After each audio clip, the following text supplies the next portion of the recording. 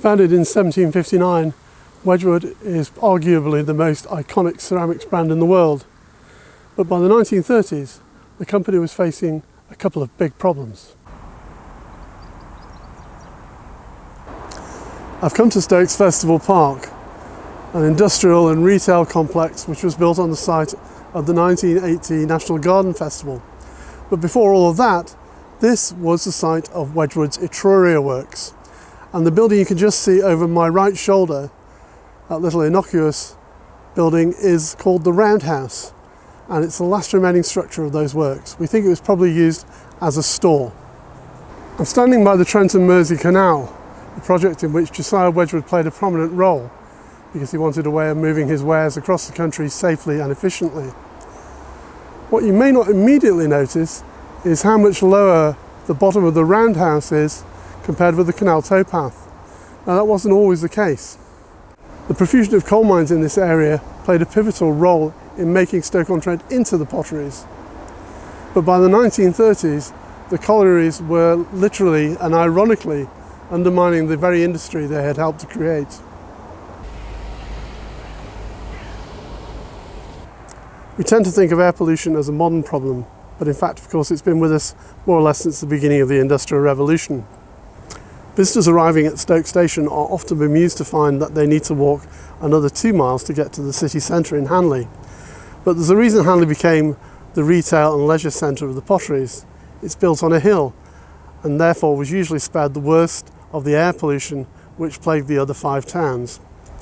The bottle kiln, like the ones behind me here at the Gladstone Pottery Museum in Longton, may be iconic of the potteries, but they were also responsible for much of its pollution, as they were coal-fired. And there were other polluters as well, including the giant Shelton Bar steelworks. It was causing a big problem for Wedgwood, not because they were concerned about the health of their workers so much, but because particulates in the pollution were sticking to glazes and ruining vast amounts of wear. The managing director at the time, Josiah Wedgwood V, or Josiah V as I like to call him, decided that a drastic solution needed to be reached. He decided to escape to the country. Inspired by the Garden City movement that created towns such as Letchworth and Welwyn, Josiah V drew up ambitious plans and settled on the sleepy North Staffordshire village of Barlaston. His plan was to create a new state-of-the-art Wedgwood factory, the first major pottery to be entirely fired by electricity. And his ambition went further than that. He determined to build a major social housing project for his company's workers, a short walk away from the factory itself, following in the philanthropic tradition of Cadbury at Bourneville and Lord Leverhulme at Port Sunlight. But not all of Wedgwood's highly skilled workforce would move to Barlaston at once, and some of them not at all. So for that reason, Josiah V needed a railway station.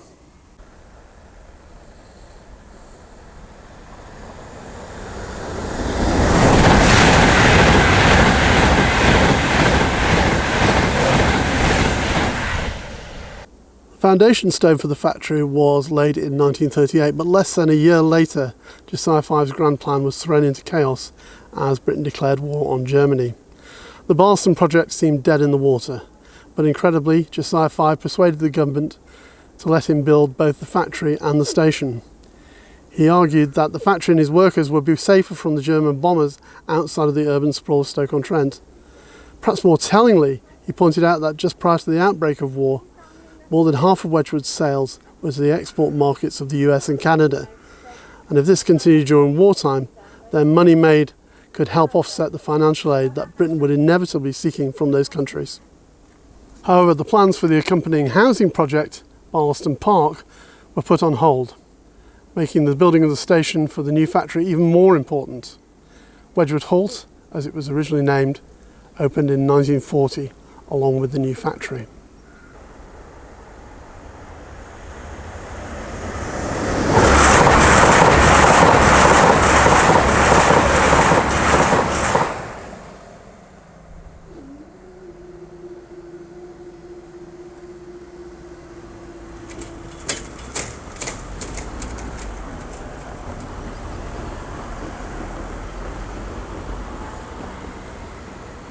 Presumably in concession to the privations of the time, Wedgwood Station was built quickly and cheaply with 2 wooden platforms.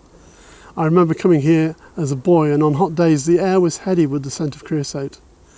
There were also 2 wooden shelters, which have long since gone. Latterly, British Rail added this tarmac veneer, rather like shed roofing felt, presumably on safety grounds, as it shut off the gaps between the planks and could easily be painted with safety features such as the now familiar yellow line.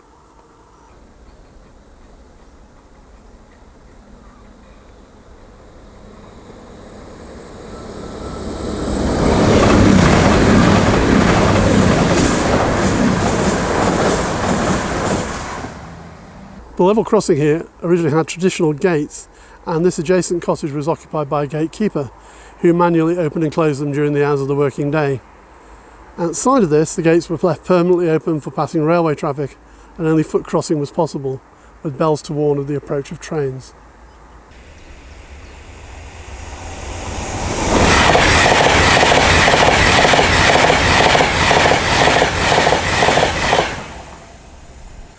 (1950) was another landmark year for Wedgwood.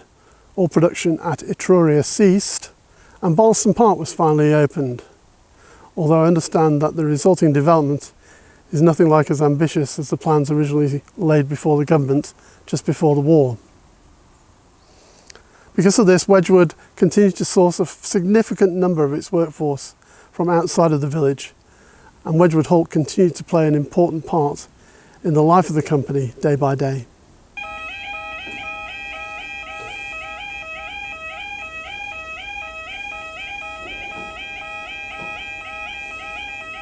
But bit by bit, things changed.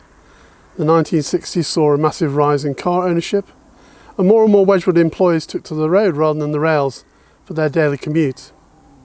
Behind me, now closed off, is one of the company's overspill car parks.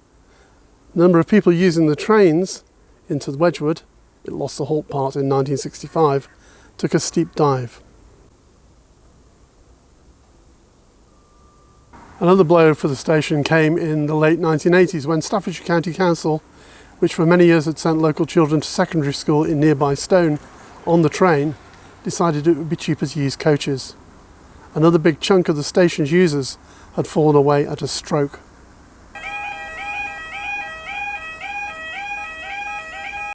But the most telling blow came in 2004 when both Wedgwood and Barlston Station, a few yards down the line, were closed as major refurbishment began on the former North Staffordshire line.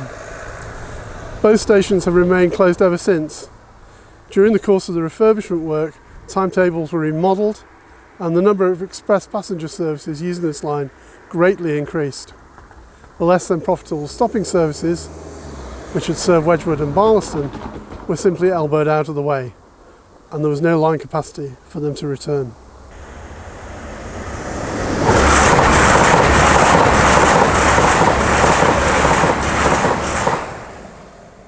So here we are in 2020. Neither Wedgwood nor Barlston have been officially closed by Network Rail. The infrastructure remains in place, although access to the platforms at both stations is currently shut off. Here at Wedgwood, at least for structural reasons, you can see that the asphalt veneer I talked about hasn't lasted very well at all. And in fact, on one of the platforms, Network Rail, since I was last here, have been and laid a temporary surface, presumably to allow safe access to the signal.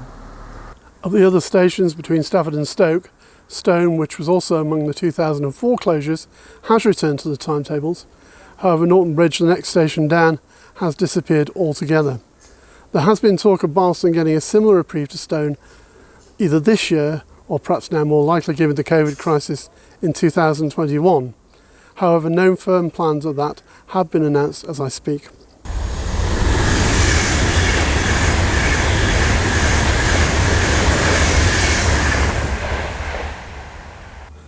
The future for Wedgwood Station looks somewhat bleaker. If and when Barlston reopens, Network Rail is expected to formally close and dismantle Wedgwood. The company which gave the station its name has long ceased to be the powerhouse in ceramics that it once was. Today, the majority of Wedgwood's products are produced a world away in Indonesia.